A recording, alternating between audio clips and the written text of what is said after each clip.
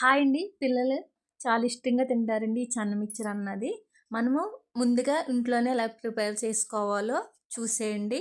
ముందుగొతే 3 గంటలొతే శనగపిండి తీసుకోవాలండి. దాంట్లో సరిపడగొతే సాల్ట్ తీసుకోవాలి. కొన్నొతే వాటర్ తీసుకోవాలి. వాటర్ తీసుకున్నాక బాగా కలుపుకున్న తర్వాత మనం వంట సోడా అన్నది కూడా తీసుకొని అంటే కొంచెం గుల్లొస్తానమాట. శనగపిండి కొంచెం గట్టిగా ఉంటది కదా! గుల్లొస్తానికి చాలా టేస్టీగా ఉంటదండి. దీంట్లో ఇంకేం ఎయ్యక్కర్లేదు. వాము గాని ఇంకేం ఎయకూడదు. ఏంటంటే మనం తీసుకున్నది చిల్లులది కాబట్టి వామన్నది ఆ హోల్లోంచి రాదు. అందుకే ఇలా ట్రై చేయండి. చాలా టేస్టీగా ఉంటది. వేడి వేడి నూనెలో ఇలాగ ఏసేసుకుంటే సన్న మిక్చర్ అన్నది రెడీ అయిపోతదండి. పిల్లలే కాదు పెద్దవాళ్ళు కూడా చాలా ఇష్టపడి తింటామండి. ఈ వీడియో మీకు నచ్చితే గనక లైక్ చేయండి. మొత్తం అన్నీ కూడా ఇలాగే చేసుకోవాలండి. లాస్ట్‌నొతే కరివేపాకు ఏసుకొని ఏగించేసుకొని దింపేసుకుంటమే. ఇష్టం ఉన్న వాళ్ళైతే అక్కడక్కడ కొంచెం కారం ఇలా జిమ్ముకుంటే సరిపోతదండి. వీడియో నచ్చితే లైక్ చేయండి.